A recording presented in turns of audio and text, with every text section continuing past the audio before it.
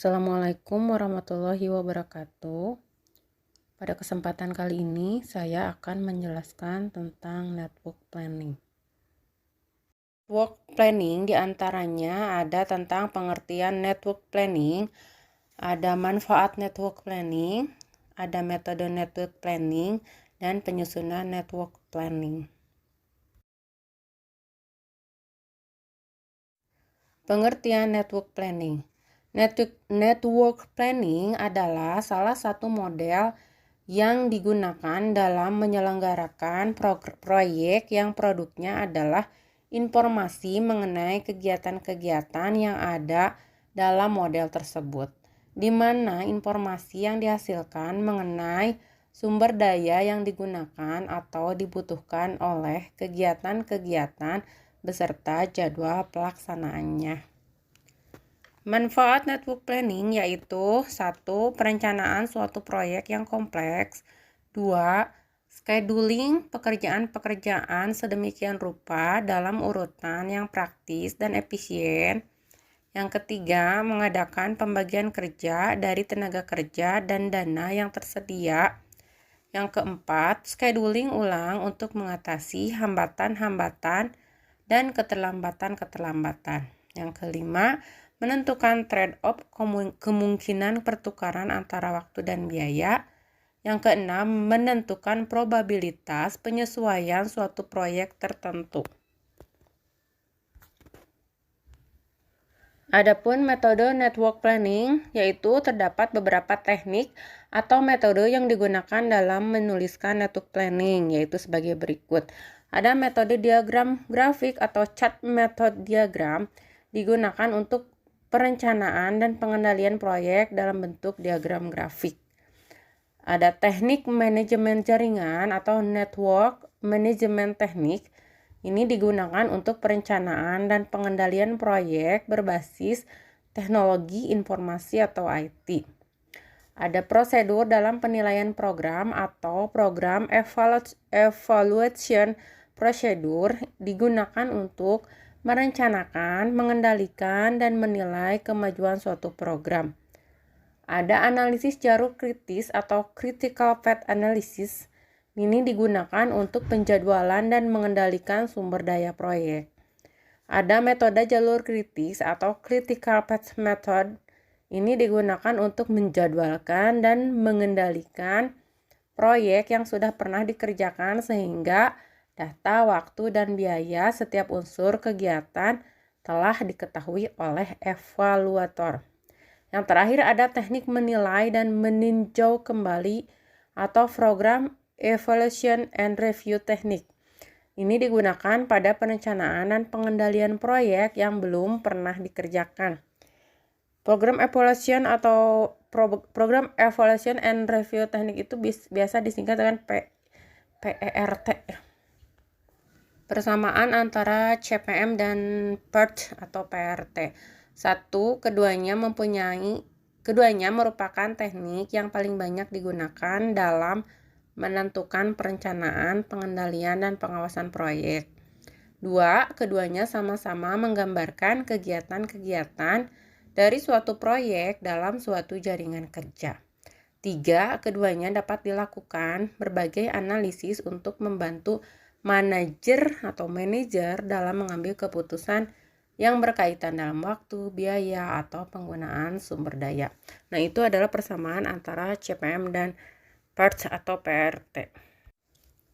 Sedangkan perbedaannya yaitu perbedaan antara CPM dan PERT atau PRT.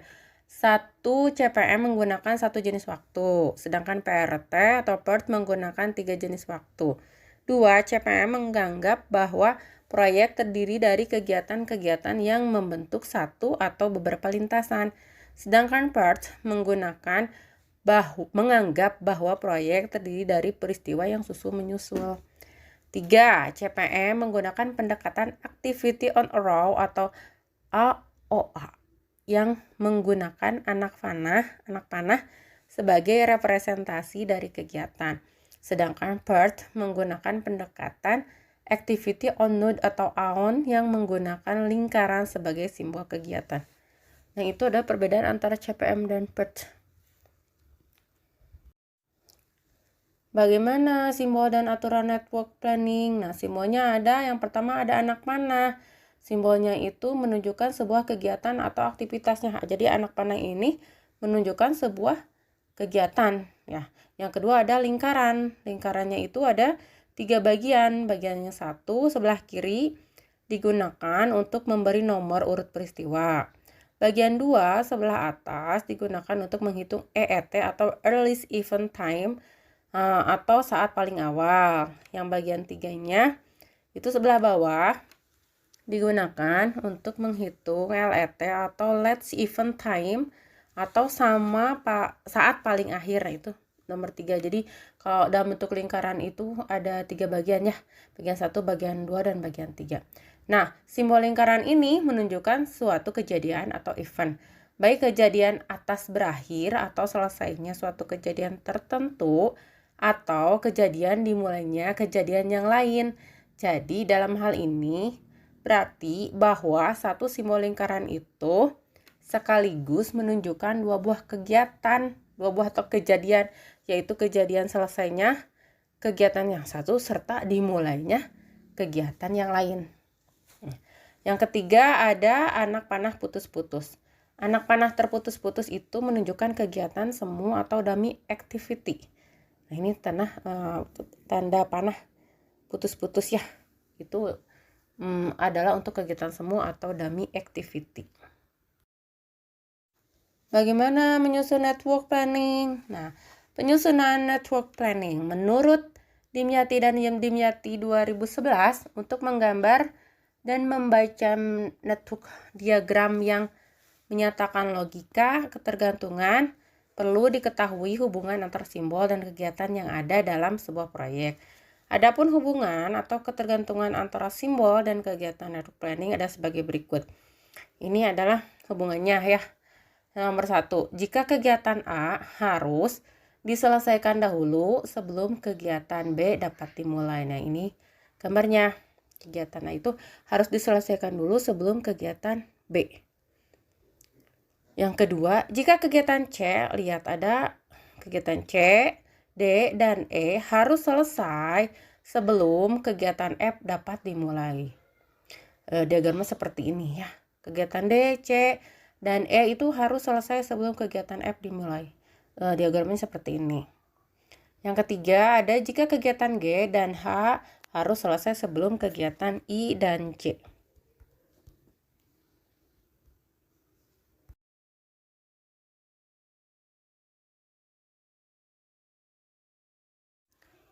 Penggunaan EET atau earliest event time dan LET atau last event time pada network planning. Penggambaran NE, EET, dan LET. Event dengan simbol lingkaran. Pertama-tama kita bagi menjadi 3 bagian, terlihat dalam gambar ya, seperti ini. Ini yang NE, ET, dan LT. NE itu adalah number of time, yaitu indeks untuk dari setiap peristiwa sejak dimulai sampai dengan berakhir dalam suatu kegiatan network.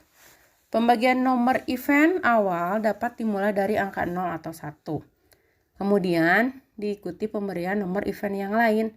Pada dasarnya sejalan dengan arah anak panah yang dimulai dari angka kecil ke besar dan diakhiri nomor terbesar untuk event akhir, sehingga tidak ada nomor event yang sama.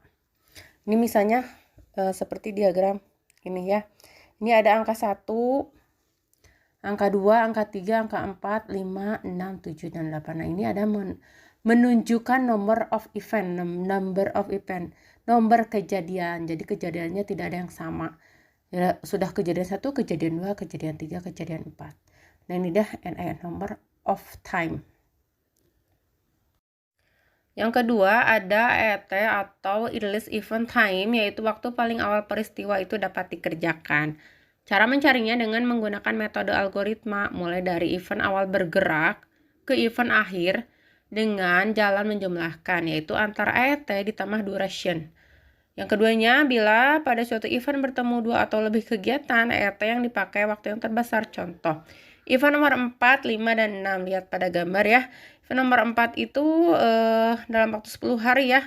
Yang event kelima atau kejadian 5 itu 13 hari. Nah, untuk kegiatan G membutuhkan waktu 9 hari dan untuk kegiatan F membutuhkan waktu 5 hari. Nah, itu kan ada 2 kejadian. Ada kejadian atau ada 2 kegiatan. Nanti diambilnya EET-nya untuk yang 13 kan 13 yang ini nanti ditambahkan 5 tambah waktu yang durasi 13 tambah 5 kan 18.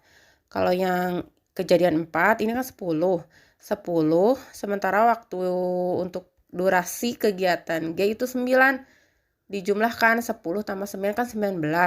Yang ini 18, yang ini 19, diambilnya yang diambilnya yang 19 hari. Nah, di sini. Jadi kegiatan 6 itu dalam waktu 19 hari gitu. Yang ketiga ada LET atau Last Event Time, yaitu waktu paling akhir peristiwa yang harus dikerjakan.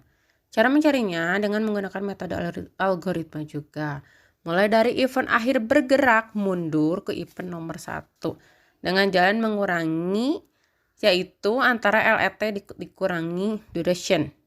Bila pada suatu event berasal 2 atau lebih kegiatan yang dipakai waktu yang terkecil. Jadi kalau EET mah dari menjumlahkannya dari awal kegiatan, tapi kalau untuk LET itu mengurangi dari akhir bergerak mundur ke event yang awal gitu dengan cara mengurangi duration.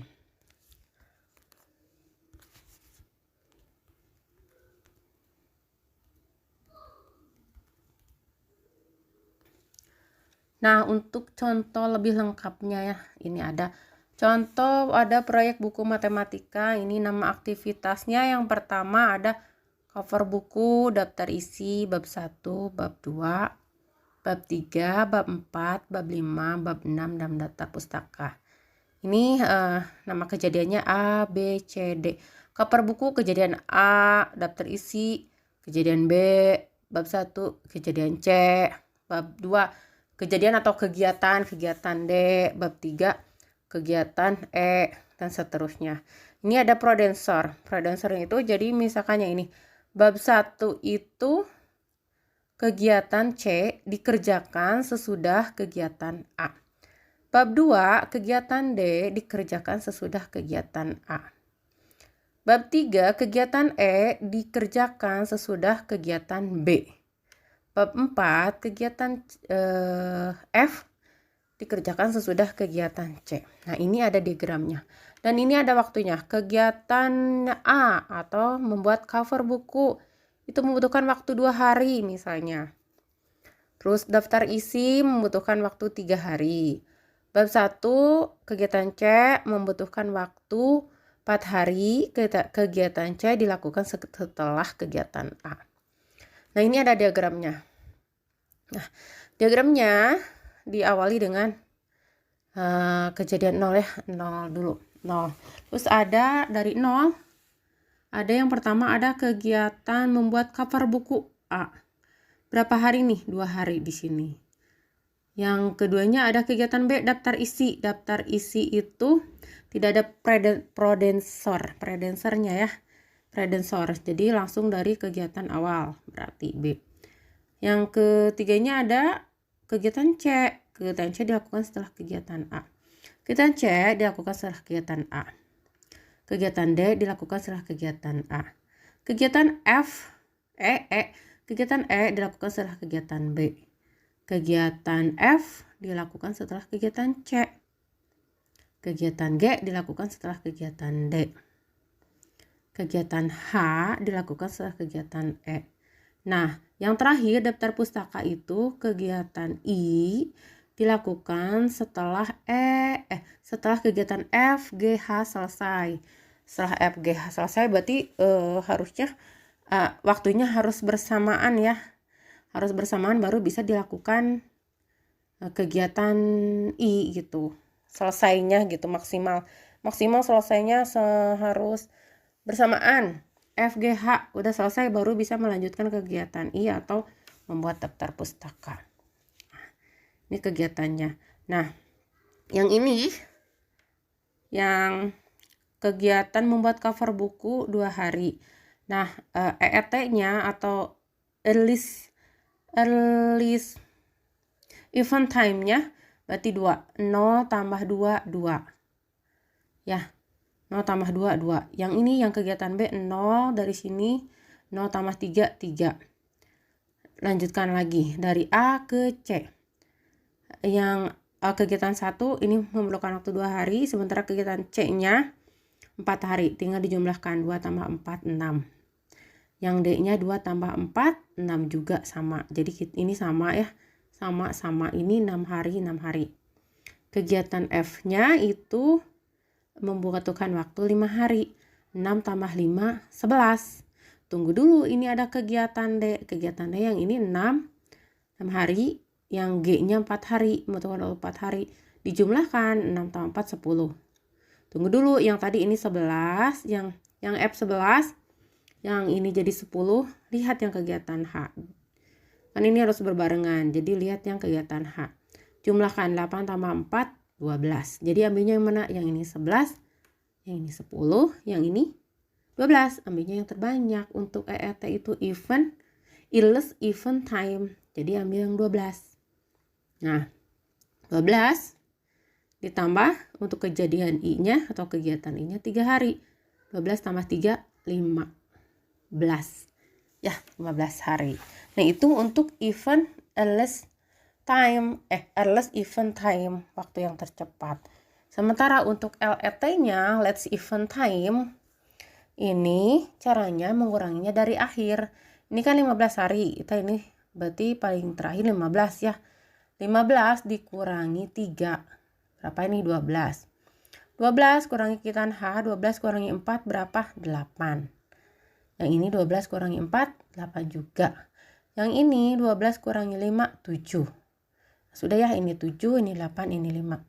Lanjut lagi, 8 kurang 5, 3. Simpan di sini. Yang ini 3 kurang 3, 0. Udah ya. Terus yang ini 8 kurang 4. Nah, ini kenapa jadi 3? Kita lihat, karena ini ada kegiatan C dan D-nya berbarengan. Lihat yang kegiatan C ini 7.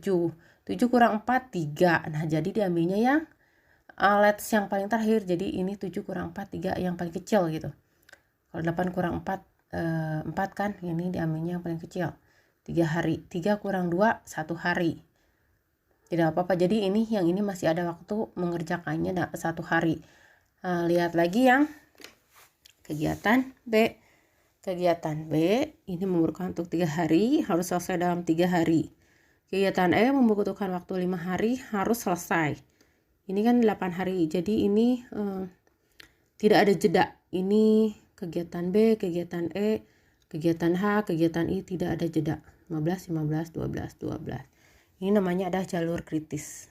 Jadi harus diselesaikan dalam waktu sekian hari gitu, tidak ada penambahan lagi. Jadi ini sudah kritis jalurnya. Begitu. Jalur kritis pada kegiatan di atas ada kegiatan B, E, H, dan I. Nah, untuk keseluruhan kegiatannya dari diagram ini, dari kegiatan membuat proyek buku matematika, kegiatan dari awal sampai akhir memerlukan waktu 15 hari. Nah, seperti itu adalah contohnya ya. Contoh dalam membuat diagram network planning. Jadi ada EET atau earliest event time, waktu tercepat. Ada juga LET atau last event time, waktu paling akhir. Kalau EET itu dijumlahkan, kalau dari awal dijumlahkan sampai akhir. Kalau LET itu dikurangi dari akhir kejadian mundur ke depan, ke awal, seperti itu. Oke, alhamdulillah untuk penjelasan hari ini tentang network planning mungkin dicukupkan sekian. Mohon maaf jika masih ada kesalahan dan kekurangannya. Wassalamualaikum warahmatullahi wabarakatuh.